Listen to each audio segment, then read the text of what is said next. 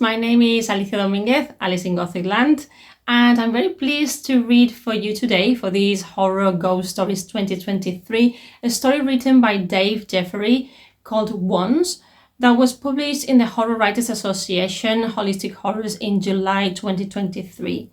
And this is how the story begins. No one ever told me that grief felt so like fear. C.S. Lewis.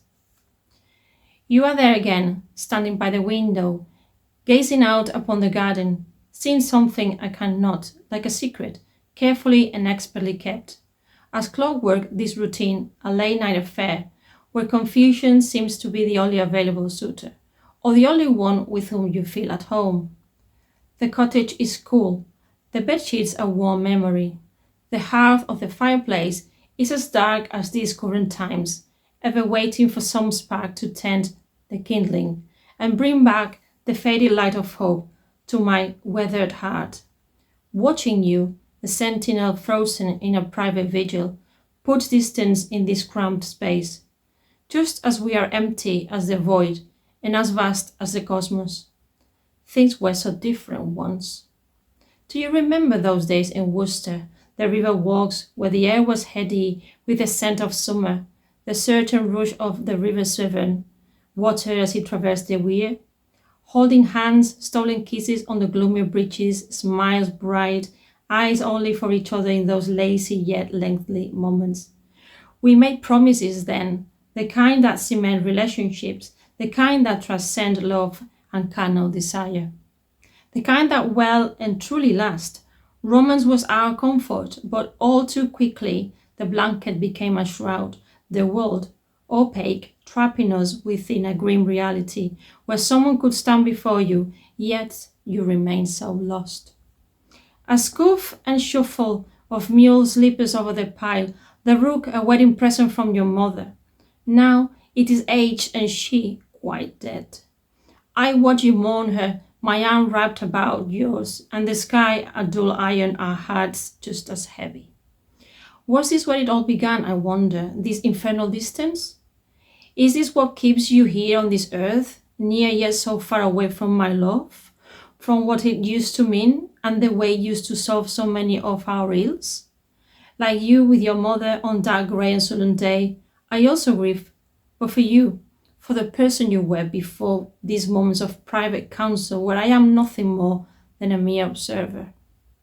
I am bitter, sour to the point of curdled cream. Sometimes it eats through that little solace I find until the forlorn stink of dread and hopelessness threatens to suffocate. In the clutch of ragged wrath, I have watched our tiny world turn, while I grip the breakfast bar or dressing table, so I may remain steadfast and upright. So I may present this resolute persona, spinning rooms, stir up memories. Things were so different once. Do you remember our date at the ice rink in Tamworth? You said I looked like Bambi on ice, and I say you tackled in cliches. You laughed that infections guffaw and said touche. Later that day, we had dinner at Portobello, and you told me you loved me more than tortellini before putting on your meaningful face and saying with all earnestness that I was your world and you'd never leave. Neither of us knew how hollow such a promise was to become. A sentiment and a curse fused as love. Love. In this nether world you now inherit, is love the same? Can it be the same? Do you look at me with those empty eyes and feel anything at all? It seems that you are searching for something. Perhaps it is a place I cannot possibly know, or there is something beckoning the way a party magician beguiles a child with cards and glitter. I cannot possibly know, of course. I am as much in the dark as the kindling in the grate. Yes, you are here, and yet you are not, standing on a threshold between worlds, yours and mine. Things were so different once. Do you remember little Dottie? She was meant to be a celebration, testament to our life together, but not life in the end. In the stifling heat of a maternity suit, she was unmoved, tiny, and still, licked with blood and meconium. A frantic suction machine orchestrated her passing. In her loss we found strength, the means to heal. We found such a thing in each other, building walls of a castle keep that kept everyone else at bay. In that time, we shared the pain of loss and deemed it an experience not worthy of repeating. A way to accept what the doctors had already told us in that small stuffy room, where the only response was the hum of a desk fan and our weeping put on mute. Fingers on the glass, a tiny tattoo, the rhythm of the lost. The pain is clear, like any thought as I move towards you, like you some kind of explosive device set to detonate at the slightest vibration. Things were so different once. Do you remember when we could not wait to spend hours in each other's bed, talking and exploring, getting to know each other's mind and body, savoring every second, like we somehow knew time would one day betray us? Sometimes back then, we kept our peace. Words devolved to deeds and touch. Now, when we need them the most, words fail us. They make the escape and roam free, yet they never quite connect, not the way they used to, not the way they should. They are petrified prehistoric remains. They are the silent screams of those drowning in their own shallow lives. So too was the onset of our woe, subtle and insidious. That time I found you putting the tea caddy in the fridge, and for a moment you thought that's where it truly lived. Then that toot toot toot as I really dawned, mirth but darkened with quick irritation and fear. Things were so different once. Do you remember the days after the nights before thick heads and bacon rolls, resuscitation by caffeine and ketchup?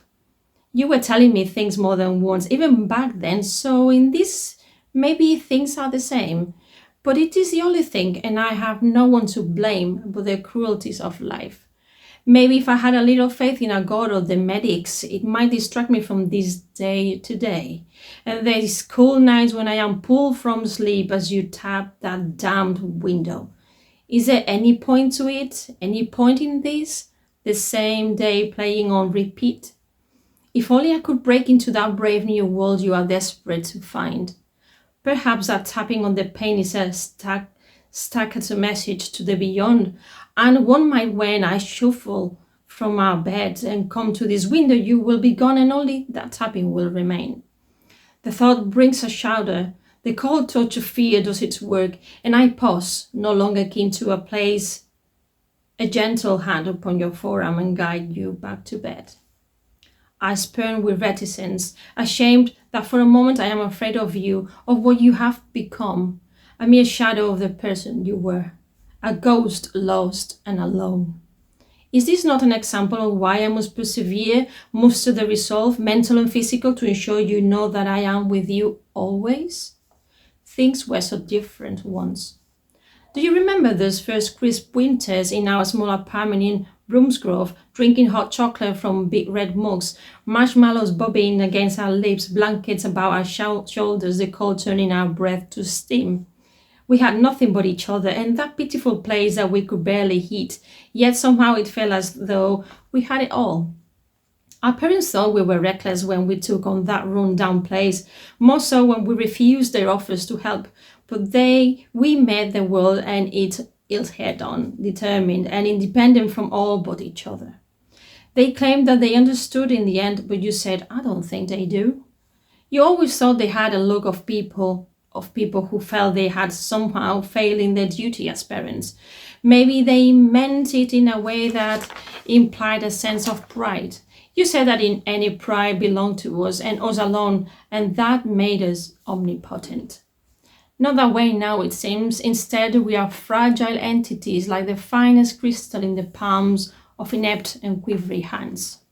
But strength may come from places we never knew existed within ourselves. Words of wisdom you wielded as weapons against a frightening world of tests and treatments and clinically perfumed corridors. Our love was the armor, and oh, how it bore the brunt of burden and ardor. This is why we must fight the fear these moments bring. We must endure and keep each other safe. I continue onwards, my hand reaching for your arm, ready to help you reconnect with the world, our world, that we have built from nothing but respect and dedication and loss and hope. And as I reach, so too do I look upon the pain against with you, tap, tap, tap. Then I see her in the glass, The woman's face has vacant eyes, lips moving soundlessly, and I am at once confused and sure that such a thing should be there instead of you. Those eyes are distracted beyond knowing. So this is why you insist on tapping the glass.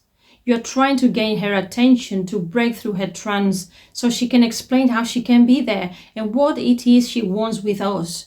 I look to you, seeking confirmation of my theory. You are no longer there. But the tapping on the glass continues, and I frown. Things were so different once. Do you remember that time where you went away some work thing or another, a conference in Cape Town? You had never been so far from home. We both felt the distance, the yearning to be back together. The term soulmates was made for us. Those 2 weeks proved the belief was no mere whimsy. You told me that you stood atop Table Mountain, watching the Indian and Atlantic Oceans meet off Cape Point.